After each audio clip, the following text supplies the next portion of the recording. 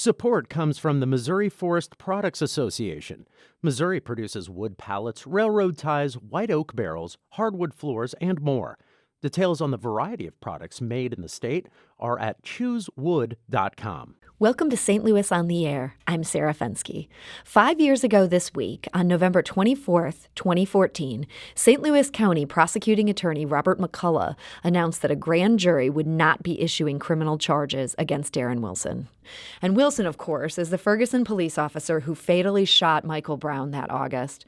McCullough's announcement that Wilson would not be indicted for the shooting set off a new wave of unrest in Ferguson, as well as protests in more than 170 cities around the world. And the unrest also hit Dellwood hard. Next door to Ferguson, it's a city of about 5,000 residents. 85% of them are black.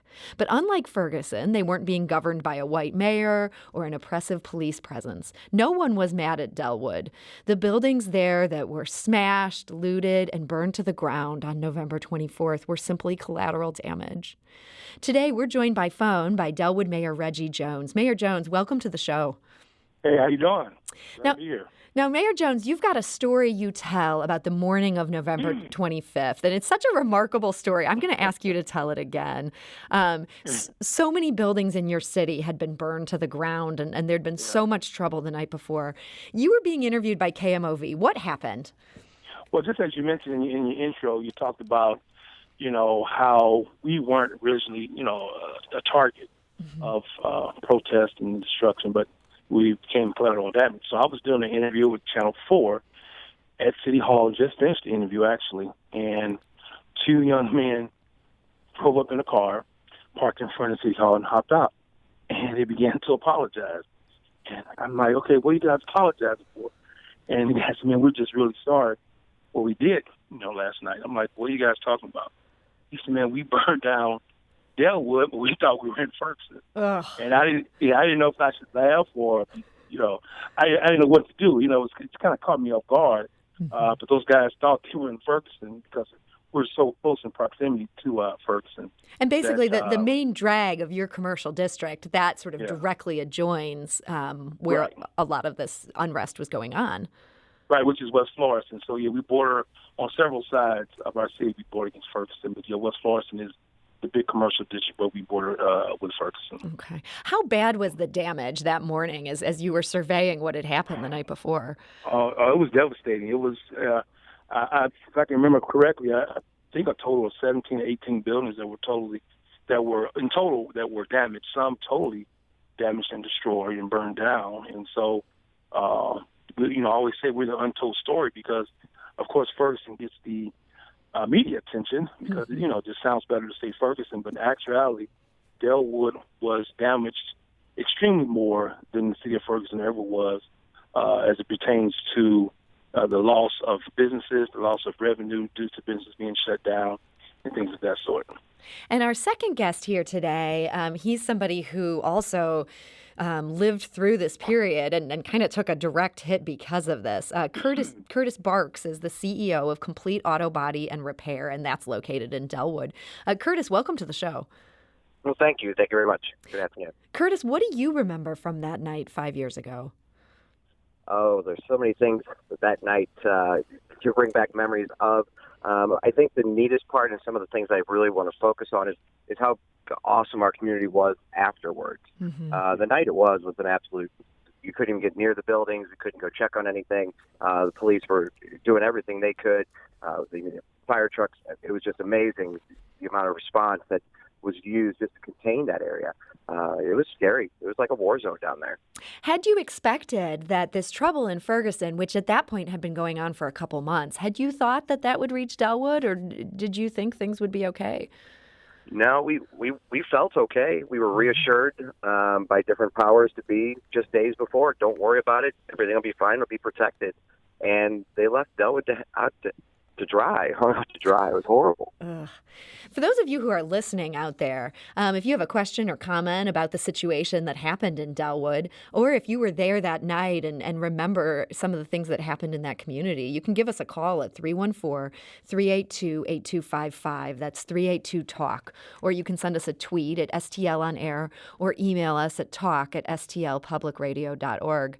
Now, Mayor Jones, Kurtis Barks, business owner right there in your community, he feels like the city was somewhat hung out to dry, that there wasn't adequate protection that night. Was that sort of your impression? Absolutely. We were totally disappointed by the leadership of then Governor Jay Nixon, who, along with his administration, basically told us that the National Guard would be lined up along West Florissant and that they will be there to protect the businesses and not let the same thing that happened in August happen when they read the verdict. And that did not happen. I mean, it was a total shift from what they had told us and told my police department and told the business owners that were going to happen. I felt disappointed because I told our community that we were going to be okay, and that's based on my information I received from the office of the governor. So, yeah, we were totally left out to dry as it pertains to safety in that community. Do you think that was just a bad strategic decision they made in that moment, or do you think there was something more to it?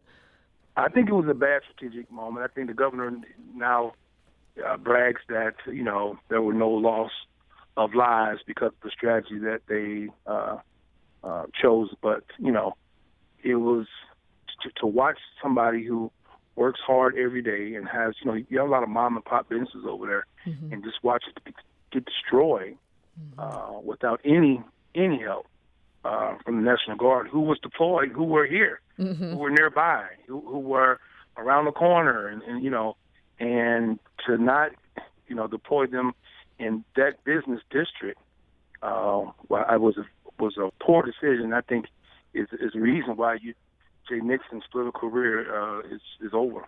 That people in your community and others weren't happy with the decisions he made, Absolutely. The promises he didn't keep. Absolutely not. I'm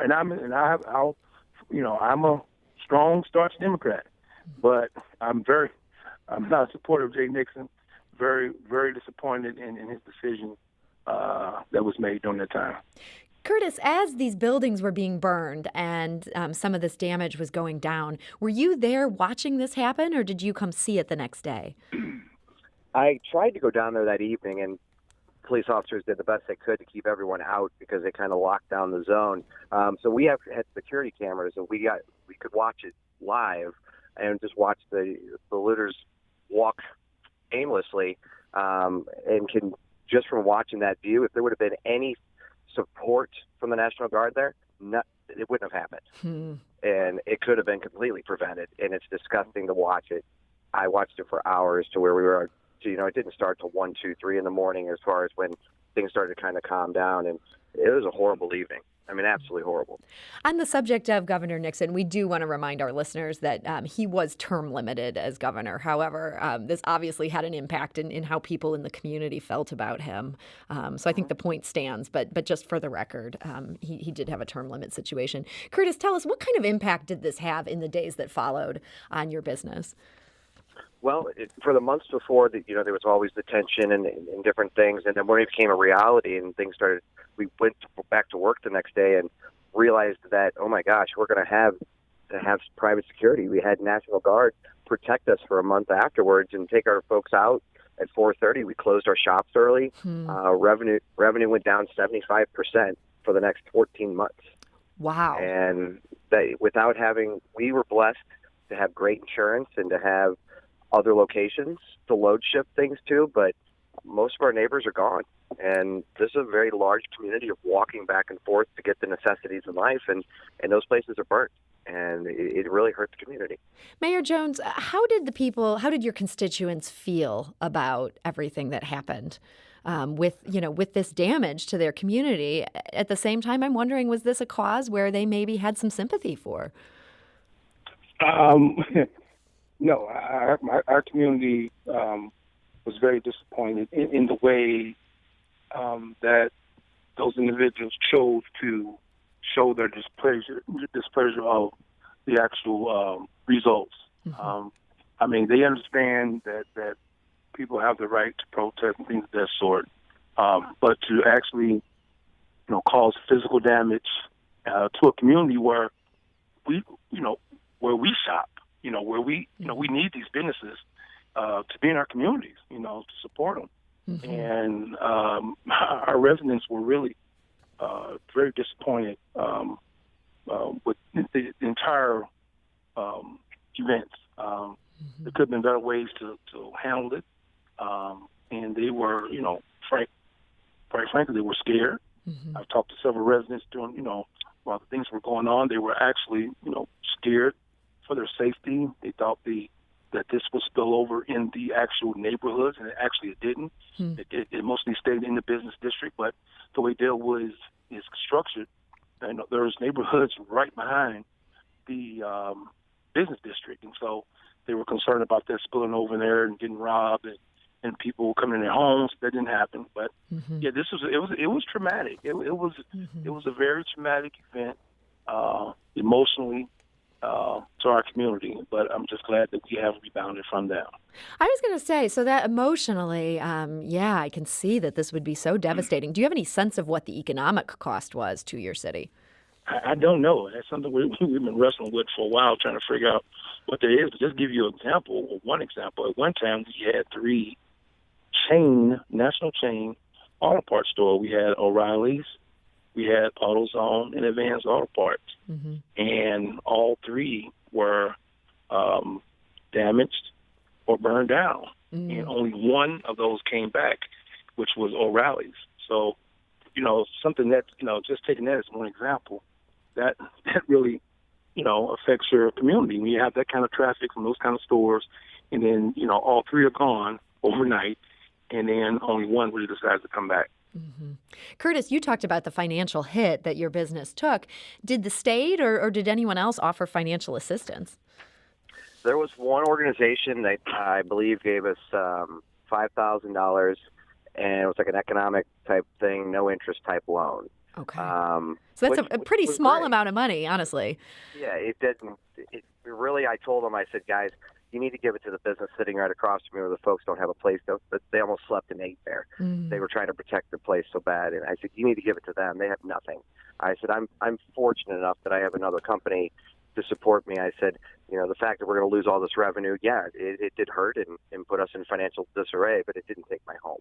And those folks that worked so hard to come out and clean up every day, those residents did. They would clean up the streets every day after the looters would go through. And they needed help, and it just wasn't there. Mayor Jones, what about the city as a whole? Was there financial assistance offered to the city of Dellwood after all this? Absolutely not.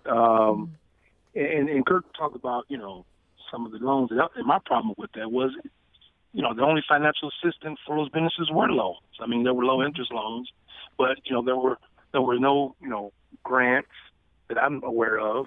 And those businesses like that weren't in a position to pay back a loan, even though it was low interest. They needed some actual financial help that, they wouldn't necessarily have to pay back. And we fought for that.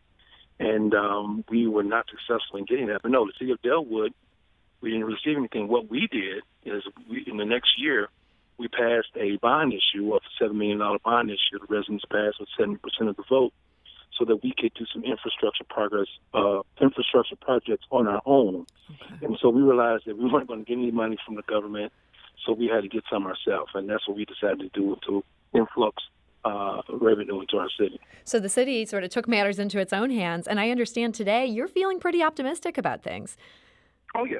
That's great. We've been able to repave every street in the city of Dellwood. We remodeled our city hall, which has been around forever, and it was in horrible shape, and we've totally renovated that. And we've done a lot of infrastructure projects. We've seen a lot of grants, and hopefully we're still praying for this Great Streets Initiative, which will actually just kind of bring new light to the street of West Florissant. And we've been working on for many years, even before the unrest happened. We were working on a project along with the city of Ferguson to reconstruct, redo, and revitalize just West Florissant Avenue. And so we're still fighting for those funds, but the The engineering part has been done. The design has been done. We're just waiting, hopefully, to try to get funds from the federal government to complete that project. Okay, so that could be a really exciting development as well. Absolutely. I'm going to go to the phone lines here. We've actually got State Representative Mike Person calling from Ferguson. Hi, Representative Person. You're on St. Louis on the Air. Well, good morning, or should I say good afternoon. Just had to do a shout out to Mayor Jones. He is one of our unsung heroes.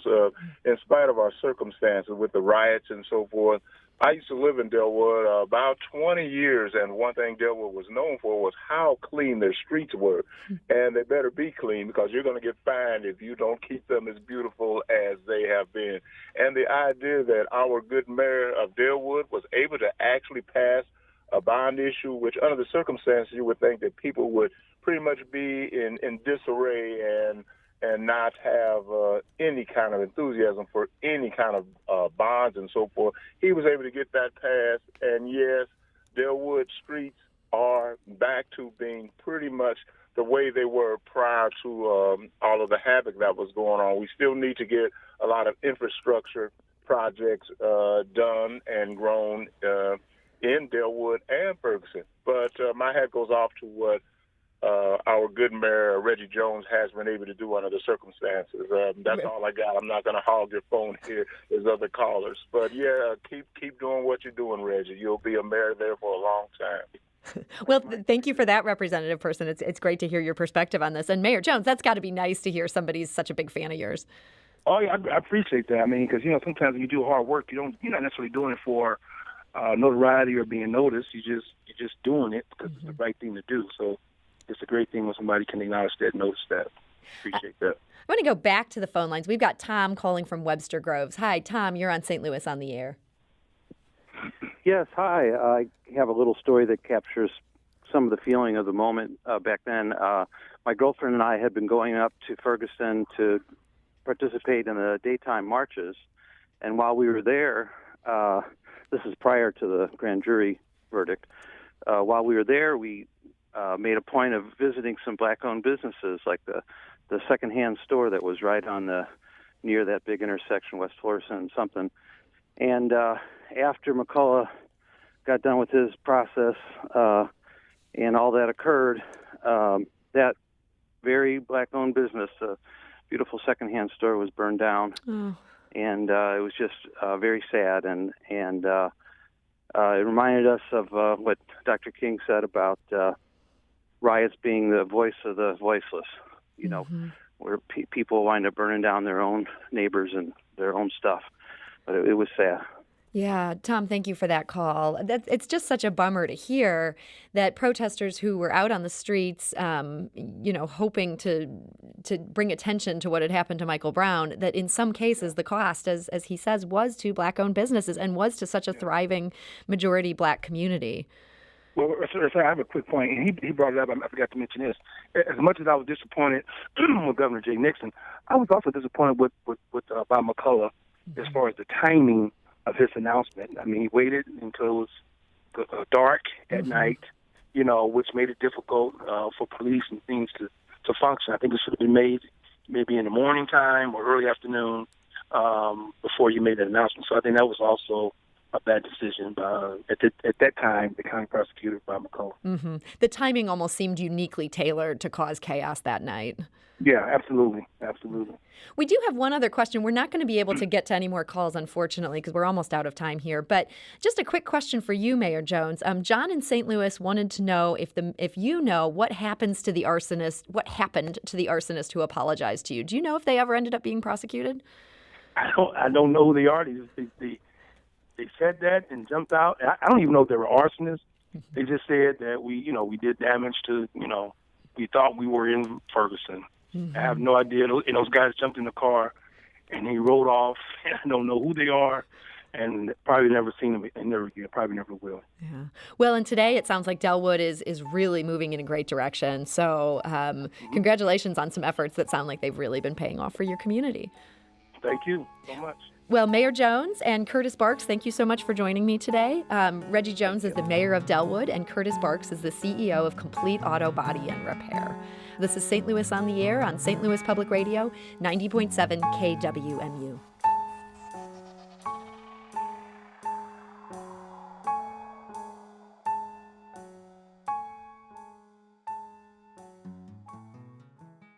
Support comes from the Missouri Forest Products Association, providing more than 41,000 jobs in the production of wood pallets, railroad ties, white oak barrels, hardwood floors, and more. Details at choosewood.com.